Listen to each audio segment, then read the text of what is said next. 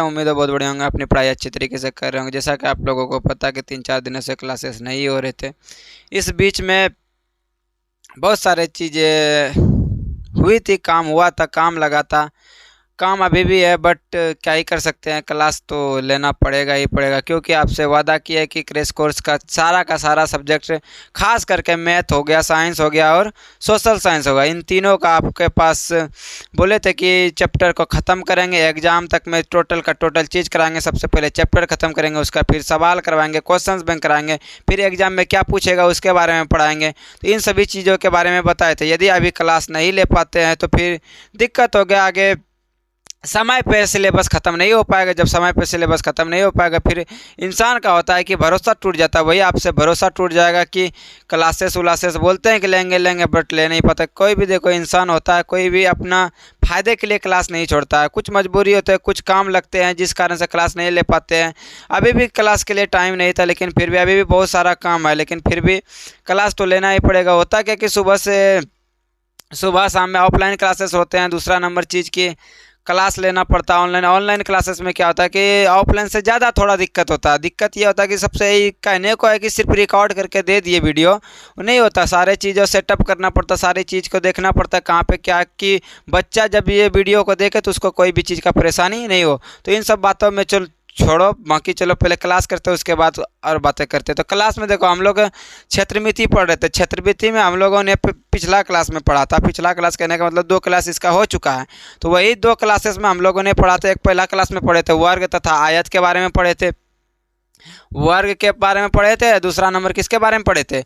आयत के बारे में पढ़े थे। और तीसरा क्लास जो है, सॉरी 2 गो हुआ या 3 गो हुआ पता नहीं, पहला ही क्लास में वर्ग और आयत के बारे में पढ़े थे। और दूसरा वाला क्लास जो है, दूसरा वाला क्लास में वर्ग के बारे में पढ़े थे, सर्कल के बारे में कि वृत्त है क्या।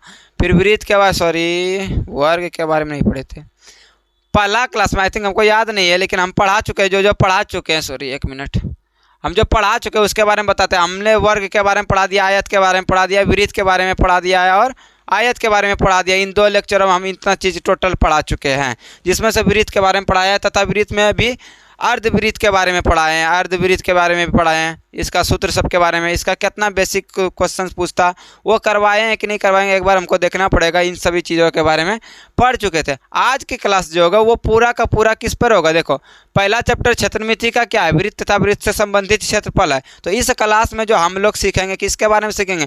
टोटल का टोटल चीज़ वृत्त के बारे में सीखेंगे कि वृत्त में क्या क्या होता है। एक वृत्त खाली हम लोग जान लेते कि एक सर्कल के जैसा ये क्या है, वृत्त है, लेकिन ये सही बात नहीं है कि सिर्फ इसी के बारे में जान ले। इसमें एक केंद्र होता है, ओ इसको मिलाने वाली रेखा, ये यहाँ से यहाँ तक मिलाने वाली रेखा क्या कहलाता है? व्यास कहलाता है। सिर्फ इतना ही जानना नहीं होता, इसमें और भी चीज़ें होते हैं। जैसे कि कभी कभी जब बुक सब खोलोगे तो आपको क्या मिलेगा जानते हो? चाप दिखा हुआ मिलेगा। चाप किसे कहते हैं ये बच्चे को पता ही नहीं रहता, लेकिन चाप का क्या करता है, वो सूत्र लगा के सवाल बना रहा होता है। एक चाप के बारे में समझेंगे। चाप के ही प्रकार में एक आता है कौन? लघु चाप आता है। दूसरा नंबर कौन आता है? दीर्घ चाप आता है। इसी में आता है, इसी चाप में आता है लघु चाप, दूसरा नंबर दीर्घ चाप। और ये किसका पार्ट है? दैट इज अ वृत्त का पार्ट। किसका है? वृत्त का पार्ट है। दूसरा नंबर आता है चाप के बाद आता है त्रिज्यीय खंड, कि वृत्त का त्रिज्यीय खंड क्या है। और वृत्त के त्रिज्यीय खंड में भी फिर 2 गो पार्ट आता है। कौन? एक लघु त्रिज्यीय खंड आता है, पहला नंबर आता है लघु त्रिज्यीय खंड। और दूसरा नंबर कौन आता है? दूसरा नंबर आता है दीर्घ त्रिज्यीय खंड। पहला नंबर में आता है लघु त्रिज्यीय खंड, दूसरा नंबर में आता है दीर्घ त्रिज्यीय खंड। तीसरा इसका और एक पार्ट आता है, क्या जानते हो? वृत्त खंड के बारे में। वृत्त खंड में पहला नंबर आता है कौन जानते हो? लघु वृत्त खंड। दूसरा नंबर आता है दीर्घ वृत्त खंड। क्या आपको ये टोटल का टोटल चीज 6 चीज आता है? लघु चाप, दीर्घ चाप, लघु त्रिज्यीय खंड, दीर्घ त्रिज्यीय खंड, लघु वृत्त खंड, दीर्घ वृत्त। क्या ये टोटल का टोटल चीज तीनों का यानी 3 दूनी 6 चीज आता है? यदि नहीं आता तो आप सही वीडियो पे पहुंचे हो, सही चीज़ें देख रहे हो।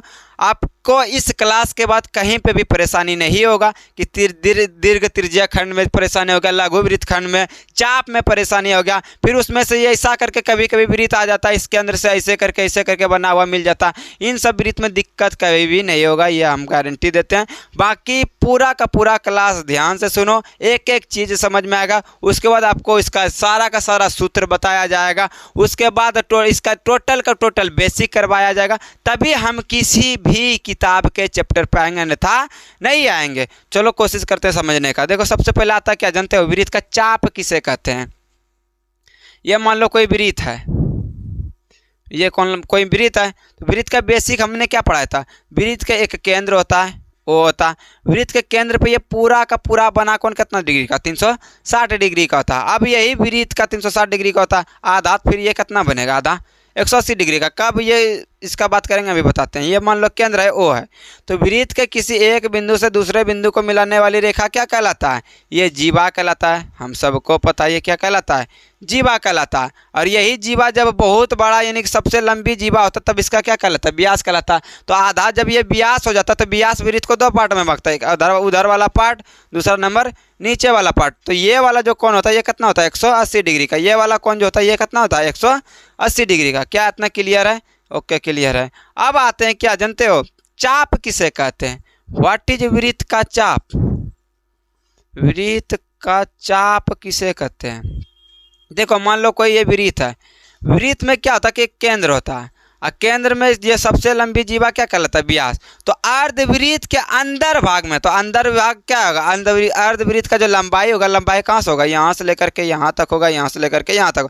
इसके अंदर में कोई बिंदु, दो गो बिंदु लो, मान लो एक बिंदु ए लिए, दूसरा नंबर बिंदु बी लिए, तो इसको मिलाने वाली ये जो एक बिंदु से दूसरे बिंदु तक के बीच का जो ये लंबाई होता है, वृत्त की परिधि का मतलब क्या, पूरा का पूरा लंबाई। उसी वृत्त के परिधि में भी अर्धवृत्त का परिधि के लंबाई में कहाँ जाता है, ये सबसे पहले व्यास प्लस में ये आधा वृत्त का लंबाई। तो आधे अर्धवृत्त का जो लंबाई होगा, वृत्त के लंबाई में भी अर्धवृत्त के लंबाई के अंदर में यदि कोई दो बिंदु के बीच के दूरी यदि हम मापे, तो ये दो बिंदुओं के बीच की दूरी को ही क्या कहते हैं, चाप कहते हैं। और चाप में भी दूसरा नंबर कौन, क्या नाम होता है, लघु चाप होता है। तब सर लघु चाप हो गया। दीर्घ चाप किसे कहते हैं, देखो चाप का डिफिनेशन क्या होता है, चाप का डिफिनेशन होता है कि एक बिंदु से किसी वृत्त के दो बिंदुओं पर, किसी वृत्त के एक बिंदु से दूसरे बिंदु तक का जो लंबाई होता है उसी को चाप कहते हैं। मान लो एक वृत्त है, कोई वृत्त का एक बिंदु यहाँ ले लिया, एक बिंदु यहाँ ले लिया, यहाँ से यहाँ तक के बीच के दूरी को क्या कहते हैं,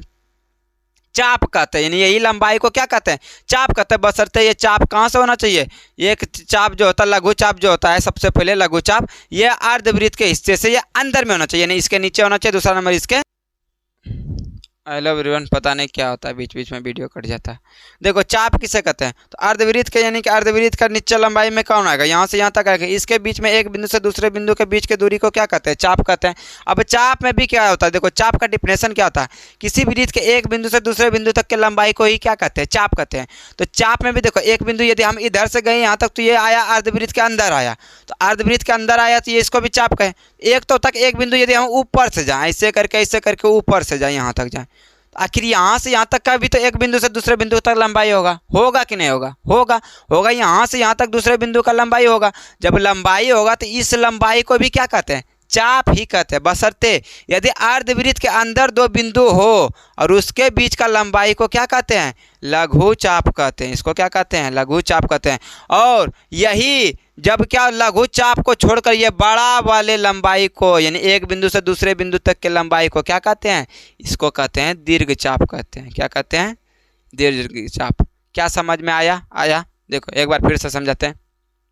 ये कोई वृत्त है, वृत्त में एक बिंदु मान लीजिए, सबसे पहले तो ये क्या हो जाएगा, व्यास हो जाएगा, ये केंद्र ओ हो जाएगा। तो इसके अंदर में यदि कोई बिंदु, एक बिंदु से दूसरे बिंदु बी तक की ये लंबाई जो है, इसको क्या कहेंगे, चाप कहेंगे। तो ऊपर वाला भी एक बिंदु से दूसरे बिंदु क्या कहलाएगा, चाप का। बशर्ते ये इसके अंदर है तो इसको क्या कहेंगे, लघु चाप कहेंगे। और ऊपर इससे बड़ा वाला जब ये अर्धवृत्त का हिस्सा है, अर्धवृत्त के हिस्सा से यहाँ तक आए तो इसका मतलब अर्धवृत्त के हिस्से से बड़ा हो गया। तो ये पूरा का पूरा लंबाई यदि बड़ा वाले को क्या कहेंगे, दीर्घ चाप कहेंगे। पूरे वाले को क्या कहेंगे, दीर्घ चाप कहेंगे।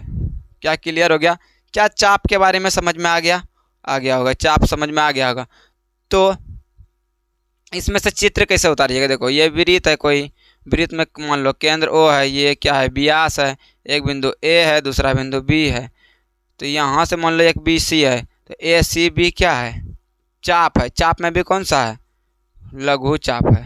ये क्या है, लघु चाप है। और ये ऊपर वाला यहाँ से यहाँ तक क्या है, यहाँ मान लो डी है, तो ए डी बी भी चाप है। चाप में भी कैसा है, दीर्घ चाप है। कौन सा चाप है, दीर्घ चाप है। क्या इतना चीज़ क्लियर हो गया, क्या इतना चीज क्लियर हो गया?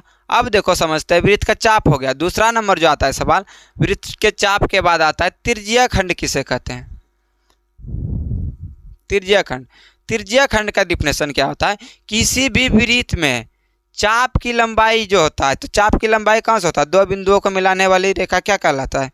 सॉरी, दो बिंदुओं के बीच की दूरी को क्या कहते हैं? चाप कहते हैं। जैसे कि मान लो ये कोई वृत्त है, वृत्त में एक बिंदु यहाँ ए, दूसरा बिंदु यहाँ है बी, तो यहाँ से यहाँ क्या कहलाएगा? चाप कहलाएगा। इसका केंद्र ये ओ होगा। तो चाप की लंबाई में दो बिंदु निश्चित होता है, एक बिंदु इधर होता है प्रारंभिक बिंदु, दूसरा नंबर अंतिम बिंदु। तो प्रारंभिक बिंदु और अंतिम बिंदु को मिलाने वाली रेखा ये क्या कहलाएगा? अरे क्या कहलाएगा बता न रे, दिमाग ऐसे खराब कर देता है लोग। ये क्या कहलाएगा? ये क्या कहलाएगा? देखो यहाँ से यहाँ तक ये जाने का होता है, यहाँ तक जाता, इधर भी कहाँ तक जाता? यहाँ तक जाता। जाता कि नहीं जाता? जाता। तो जाता तो ये क्या कहलाता? व्यास कहलाता। जब ये व्यास कहलाता, आधा भाग क्या कहलाएगा? त्रिज्या कहलाएगा। त्रिज्या कहलाएगा। तो देखो त्रिज्यखंड का डिफिनेशन क्या होता है? चाप की लंबाई तथा दो त्रिज्याओं के बीच ये जो घिरा हुआ क्षेत्र होता है उसी को क्या कहते हैं? त्रिज्यीय खंड कहते हैं। त्रिज्यीय खंड। अब त्रिज्यीय खंड दो प्रकार का, लघु त्रिज्यीय खंड, दूसरा नंबर दीर्घ त्रिज्यीय खंड। ये लघु त्रिज्यीय खंड, दीर्घ त्रिज्यीय खंड अभी बाद में, पहले समझो त्रिज्यीय खंड किसे कहते हैं। यानी चाप की लंबाई तथा त्रिज्या के बीच घिरे क्षेत्र को त्रिज्यीय खंड कहते हैं। यानी ये वाले को क्या कहते हैं? त्रिज्यीय खंड। अब देखो चाप तो ये भी नहीं रे, बड़ा वाला चाप तो ये भी तो दीर्घ चाप है। तो चाप कह रहा था, चाप जरूरी है कि लघु चाप की बात कर रहे हैं आप? दीर्घ चाप भी हो सकता है। तो दीर्घ चाप हो गया, ये क्या हो गया? ऊपर वाला दीर्घ चाप। तथा ये दो त्रिज्या तो नहीं है, तो इस बीच में भी तो ये घिरा क्षेत्र है। क्या ये भी तो त्रिज्यीय खंड है? अरे है कि नहीं है? यानी कि ये चाप जो है तथा ये त्रिज्या के बीच में घिरा क्षेत्र एगो ये आया। तो देखो दो गो त्रिज्यीय खंड बना। कौन कौन बना? एक ये वृत्त था, वृत्त में यहाँ से यहाँ तक एगो चाप की लंबाई था, एक केंद्र ओ था, इसका यहाँ से मिला था, ये त्रिज्या हो गया, ये भी त्रिज्या हो गया। तो इस बीच वाले घिरे क्षेत्र, ये छोटका वाले को क्या कहते हैं? लघु त्रिज्यीय खंड कहते हैं। लघु त्रिज्यीय खंड। यानी एक ये जो लघु चाप तथा दो त्रिज्याओं के बीच घिरे क्षेत्र को लघु त्रिज्यीय खंड। और ऊपर जो होगा, इसको छोड़ के ऊपर ये दीर्घ चाप यहाँ से, ये दो त्रिज्याओं के बीच ये वाला घिरा क्षेत्र, ये बड़ा वाला जो है इसको क्या कहते हैं? दीर्घ त्रिज्यीय खंड कहते हैं। क्या कहते हैं? दीर्घ त्रिज्यीय खंड कहते हैं। अब यहाँ पे ये जो कोण बनता है, इस कोण को मान लो थीटा कहते हैं। इसको क्या कहते हैं? थीटा। इधर भी ये जो कोण बनता है, इसको यदि हम इसके दीर्घ त्रिज्यीय खंड, जब दीर्घ त्रिज्यीय खंड निकालने का बारी आएगा उस समय भी इसको क्या मानते हैं? थीटा ही मानते हैं। लेकिन उसका ज़रूरत खास करके नहीं पड़ता है। तो किसी भी वृत्त में त्रिज्यीय खंड का, लघु त्रिज्यीय खंड का ही ज़्यादा से ज़्यादा ज़रूरत पड़ता है। कभी एक आध क्वेश्चन में आ जाता है तो आ जाता है। तो यहाँ पे ये क्या है? वृत्त है। वृत्त पे क्या है? ये केंद्र ओ है। तो यहाँ से एक बिंदु ए ले लिए, एक बिंदु यहाँ बी ले लिए, ये क्या हो जाएगा? चाप की लंबाई होगा। इसको मिलाने वाली ये क्या होगा? त्रिज्या होगा। तो इस बीच में घिरे क्षेत्र को क्या त्रिज्यीय खंड कहते हैं। तो ये हो गया त्रिज्यीय खंड में भी कैसा त्रिज्यीय खंड? ये हो गया लघु त्रिज्यीय खंड। ये ऊपर वाला क्या हो जाएगा? इधर वाला, यहाँ से ये वाला क्षेत्र क्या हो जाएगा? यानी दीर्घ चाप तथा त्रिज्या के बीच में दीर्घ त्रिज्यीय खंड हो जाएगा। दीर्घ त्रिज्यीय खंड। और ये बीच वाले, ये वाले कौन को क्या कहते हैं? थीटा कहते हैं। इतना क्लियर हो गया। देखो अभी हम लोगों ने क्या सीखा? दो चीज सीखा। चाप किसे कहते हैं? ये यहाँ से यहाँ तक किसी भी दो बिंदुओं के बीच की दूरी को क्या कहते हैं? चाप कहते हैं। चाप में भी क्या, यदि ये इसके अंदर आ जाए, ये आधा भाग यानी अर्धवृत्त के अंदर आ जाए, ये लघु चाप। ये क्या हो जाएगा? लघु चाप। ऊपर वाला ये पूरा का पूरा दीर्घ चाप। अब यहाँ पे यदि हम इस बिंदु को त्रिज्या मिला देते, इस बीच में घिरा क्षेत्र त्रिज्यीय खंड। त्रिज्यीय खंड में भी छोटा वाला कौन सा? लघु त्रिज्यीय खंड। ये बड़ा वाला दीर्घ त्रिज्यीय खंड। इतना क्लियर है। अब आता है वृत्त खंड किसे कहते हैं। अब क्वेश्चन आता है वृत्त खंड किसे कहते हैं। देखो वृत्त खंड किसे कहते हैं।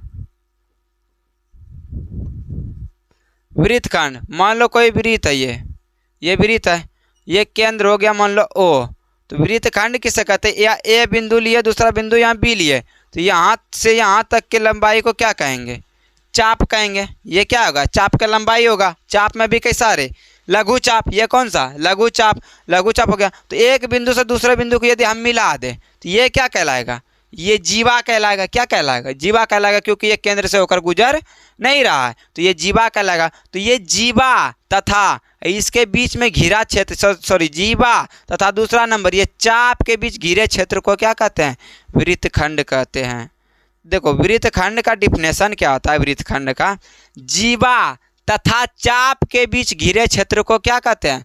वृत्तखंड कहते हैं। तो यहाँ पे देखो ये जीवा हो गया, तो ऊपर भी तो ये दीर्घ चाप है, तो ऊपर भी तो ये वाला जीवा तथा ये चाप, इसके बीच में घिरा क्षेत्र ये पूरा का पूरा, तो ये भी तो वृत्तखंड होगा। तो ये छोटका वाला ये चाप तथा ये जीवा तथा ये लघु चाप के बीच घिरे क्षेत्र को क्या कहते हैं? वृत्तखंड कहते हैं। लेकिन इसमें से भी कौन सा कहते हैं? लघु वृत्तखंड कहते हैं। और ऊपर वाला ये जीवा तथा दीर्घ चाप के बीच घिरे क्षेत्र को भी क्या कहते हैं? वृत्तखंड कहते हैं। लेकिन वृत्तखंड में भी कौन सा कहते हैं? दीर्घ वृत्तखंड कहते हैं। क्या इतना चीज़ क्लियर हुआ? क्या इतना चीज़ क्लियर हुआ? उम्मीद करते हैं इतना चीज़ क्लियर हो गया होगा। तो चलो आपको एक बार शॉर्ट में सारा का सारा चीज़ लिखा देते हैं वृत्तखंड सब के बारे में, उसके बाद होगा तो सूत्र के बारे में लिखा देंगे। बाकी उसके बाद देखते हैं, नॉर्मल क्वेश्चन करने का बात करते हैं। देखो सबसे पहला कौन चीज़ आता है? चाप के बारे में। चाप या फिर इसी को क्या कहते हैं? चाप की लंबाई भी कहते हैं। चाप की लंबाई। चाप कै गो होता है? 2 गो होता है। एक सबसे पहला नंबर लघु चाप। लघु चाप के बारे में समझते हैं। ये वृत्त हो गया, वृत्त में एक केंद्र हो गया ओ, इसके अंदर मान लो एक बिंदु, दूसरा नंबर बिंदु। ये बिंदु यहाँ से यहाँ ए बिंदु को क्या कहेंगे? ACB, यानी ACB क्या होगा? लघु चाप होगा। लघु चाप होगा। दूसरा नंबर जो आता है वो कौन सा आता है? लघु चाप हो गया। दूसरा नंबर आता है दीर्घ चाप, किसे कहते हैं? ये कोई वृत्त हो गया, वृत्त यहाँ केंद्र हो गया, एक बिंदु यहाँ ए है, दूसरा बिंदु यहाँ बी है। तो यहाँ से ये पूरा वाला ये लघु, ये क्या हो गया? ए है, ये बी है, तो ये हो गया लघु चाप। लघु चाप। तो ये ऊपर वाला यहाँ से यहाँ तक को क्या कहेंगे? ऊपर वाले को दीर्घ चाप कहेंगे। ऊपर ये बड़ा वाले को क्या कहेंगे? दीर्घ चाप कहेंगे। तीसरा नंबर आता है कौन? ये हो गया पहला नंबर। अब दूसरा में आता है त्रिज्या खंड, किसे कहते हैं? त्रिज्या खंड। देखो त्रिज्या खंड में भी 2 प्रकार का हुआ। एक ये वृत्त है, वृत्त का यहाँ मान लो एक केंद्र है ए है, दूसरा नंबर यहाँ पे बी है, तो ये चाप हो गया। दूसरा नंबर त्रिज्या ये हो गया। इसको यदि मिला तो ये वाला घिरा क्षेत्र क्या कहलाएगा? ये क्या होता है? थीटा होता है। थीटा का मतलब कोण होता है। ये क्या होता है? कोण होता है। तो ये क्या होगा? ऊपर लिख देते हैं। ये क्या हो जाएगा? लघु त्रिज्या खंड। ये हो जाएगा लघु त्रिज्या खंड। अरे होगा कि नहीं होगा? होगा। दूसरा नंबर आता है दीर्घ त्रिज्या खंड। दूसरा नंबर इसी में आता है, ये पहला हो गया त्रिज्या खंड में। दूसरा नंबर दीर्घ त्रिज्या खंड में क्या होता है? ये मान लो कोई ओ है, दूसरा नंबर यहाँ से यहाँ एक क्या था? चाप था। अब बड़ा वाला लो, इसको यहाँ से यहाँ मिलाए छोटा वाला, यानी कि इसके अंदर आया तो ये लघु त्रिज्या खंड। तो ये वाला जो भाग होता है, ये वाला ऊपर वाला भाग, ये बड़का वाला भाग, तो इसको क्या कहते हैं? दीर्घ त्रिज्या खंड कहते हैं। इसको क्या कहते हैं? दीर्घ त्रिज्या खंड कहते हैं। इतना क्लियर हो गया। अब आता है वृत्तखंड, किसे कहते हैं? इसको मिटाते हैं। होप आप लोग इसको उतार लिए होंगे। अब आता है क्या? वृत्तखंड किसे कहते हैं? वृत्तखंड। वृत्तखंड ये मान लो कोई क्या था? वृत्त था। ये क्या है? कोई वृत्त है। यहाँ से क्या है? ओ है, तो यहाँ ए बिंदु है, दूसरा नंबर यहाँ बी बिंदु है, तो इसको यहाँ से यहाँ मिला जीवा। दूसरा नंबर क्या? ये चाप। तो ये चाप के बीच घिरा क्षेत्र को क्या कहेंगे? वृत्तखंड कहेंगे। लेकिन कौन सा कहेंगे? लघु वृत्तखंड कहेंगे। इसको क्या कहेंगे? लघु वृत्तखंड कहेंगे। ऊपर यही जीवा तथा ये दीर्घ चाप के बीच ये जो घिरा हुआ बड़का वाला क्षेत्र पूरा का पूरा है, इसको क्या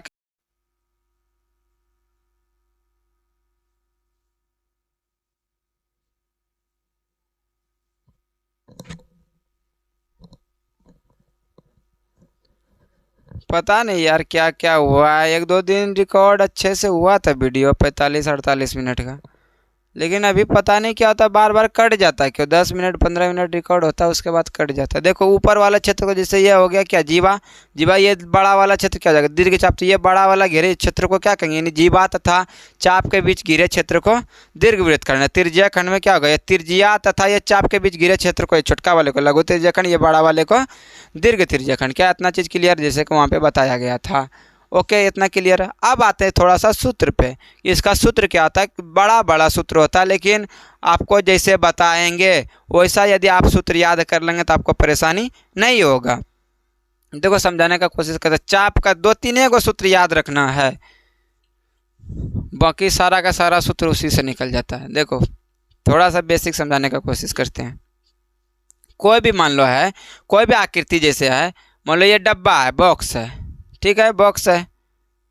इसमें से हमको बताना क्या जानते हो, इस डब्बा में क्या करेंगे, इस डब्बा का मान लो इतना सा भाग कितना है, कुछ है 4 है, इतना सा भाग फिर 5 है, इतना सा भाग कितना है 3 है, ठीक है, इतना सा भाग 3 है। और इस पूरे में से इस पूरे का भाग कितना जानते हो, देखो पूरे का भाग का मतलब है क्या है, इस डब्बे में मान लो ये 4 बिस्कुट इधर है, इधर डब्बा में इधर छोटा छोटा डब्बा बना हुआ है, ठीक है, इधर 4 बिस्कुट है, इधर 5 बिस्कुट रखा है, इधर 3 बिस्कुट रखा हुआ है, ठीक।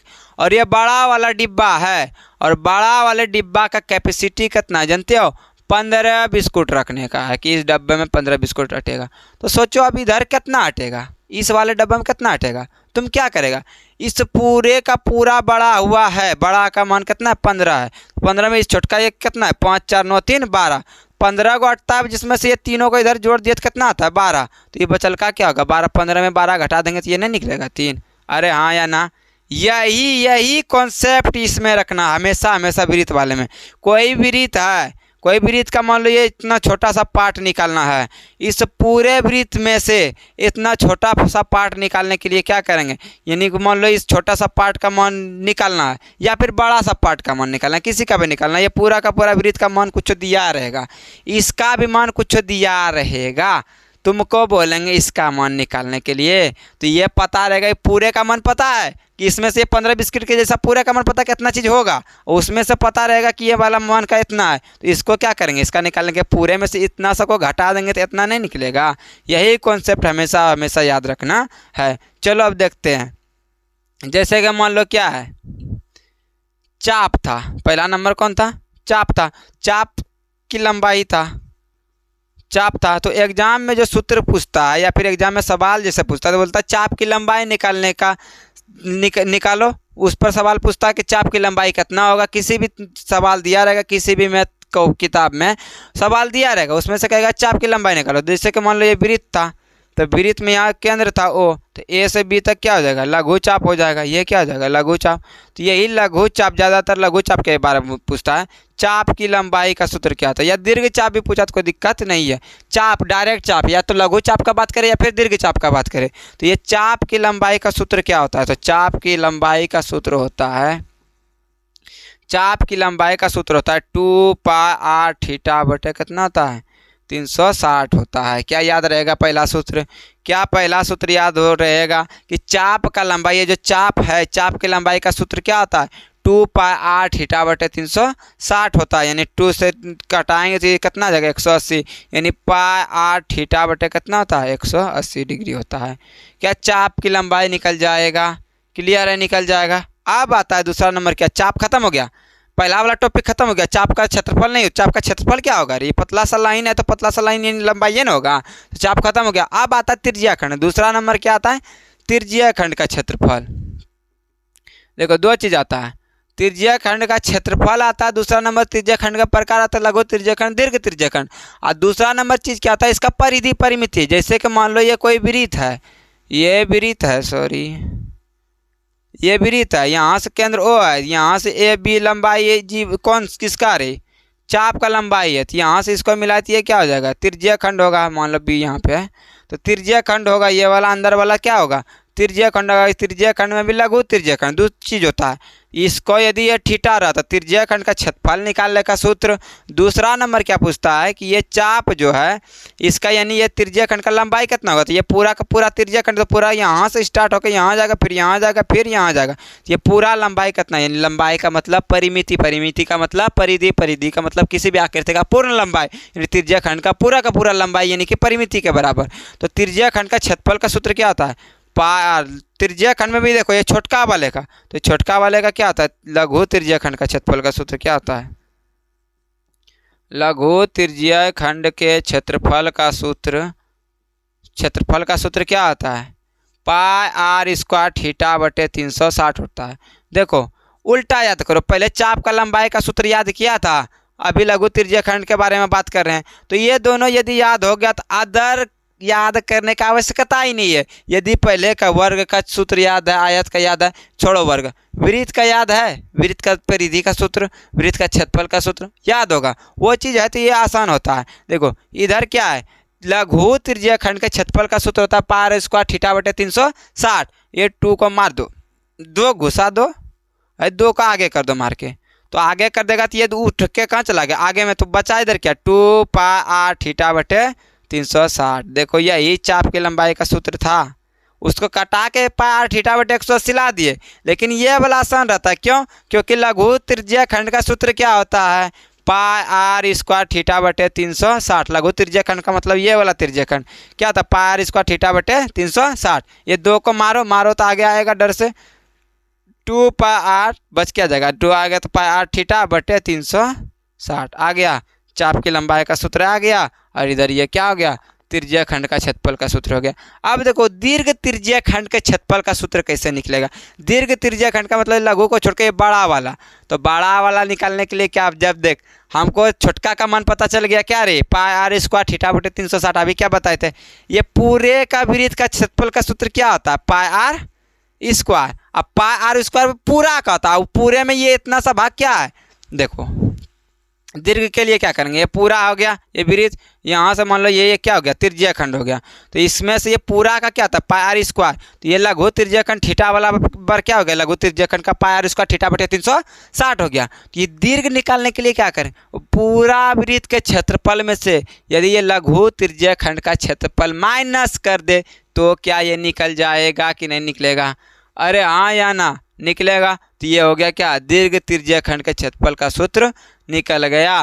तो ये हो गया दीर्घ त्रिज्यीय खंड के क्षेत्रफल का सूत्र निकालने के लिए तब क्या होगा, देखो 2 फार्मूला बताइए क्या, लघु त्रिज्यीय खंड के क्षेत्रफल का सूत्र पाई आर, बोल बोल मेरे साथ बोल, लघु त्रिज्यीय खंड के क्षेत्रफल का सूत्र क्या हो गया, पाई आर स्क्वायर थीटा बटे 360 हो गया। और दूसरा नंबर चाप की लंबाई, जब उसी 2 को आगे कर दो तो क्या हो जाएगा, 2 को आगे करेंगे तो क्या होगा, 2 पाई आर थीटा बटे 360 हो जाएगा, यानी वही 2 आ गया। तो ये 2 को हो गया। अब इसी में आता अब इसी में आता त्रिज्यीय खंड में दीर्घ त्रिज्यीय खंड। दीर्घ त्रिज्यीय खंड के लिए क्या करेंगे, पूरे वृत्त का क्षेत्रफल, देखो दीर्घ त्रिज्यीय